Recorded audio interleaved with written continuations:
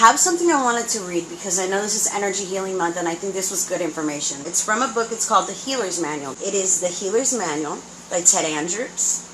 And I really like that photo in the front. I thought that was kind of cool. It drew my attention at Barnes & Noble's. So I had to get it.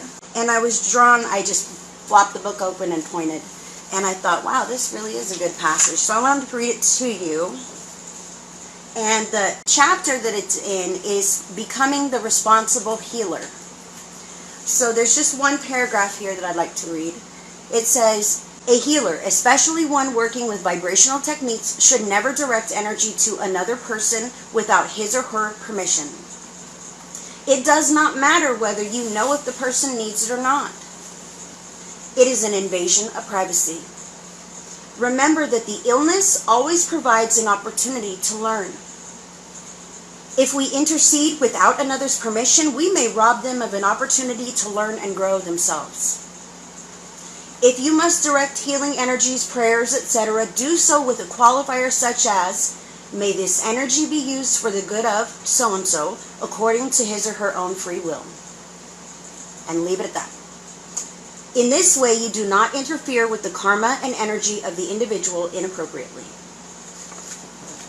I really liked that passage because I find myself wanting to save everybody, and sometimes people do not want to be saved. And it's not my job to save everybody, but I have this giant bleeding heart sometimes, and I can't say that I haven't snuck in any extra healing when somebody said, no, I'll be okay, because I freaking love them and I don't want them to suffer. You know, and when I read that passage, even though my intentions are great, I robbed them of their free will. You know, if they can't be honest and say, yes, I want it, if they're saying no, whatever, I have to take them at that, because everyone has that option to say yes or no. And sometimes I feel like maybe my love or good intentions should have precedent, but they don't. They only have precedence over me and myself and my situation. I feel like I have this just mission inside my soul that wants to help people. And if I know something that has helped me, I want to spread it around and give it to everyone.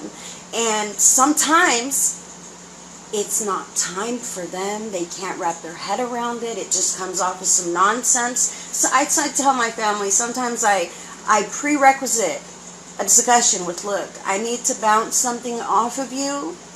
You may not understand a word of it, but just know, if I sound off, in my circles, they would know everything, and I don't sound off at all.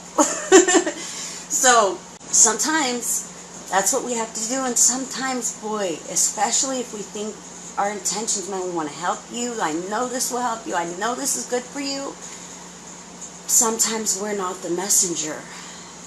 I have found in my own life, and this is personal, that sometimes the relationships and the bonds that we have with people are so intense and so strong and can become sometimes heavy that we try to give them a message of hope or a message of something, love or praise or anything to hold on to, and they cannot hold it coming from you. And I mean that coming from me. I felt that. I've had that experience. Our angels and guides and the Great Spirit work in so many different ways, and those things ripple, and maybe someone else is the person to do that healing so that they can receive that healing in the way that they are supposed to get it. I appreciate everyone hanging out to the end. I love you guys, and I will see you next week, hopefully. You all have a good day. Love, light, and blessings.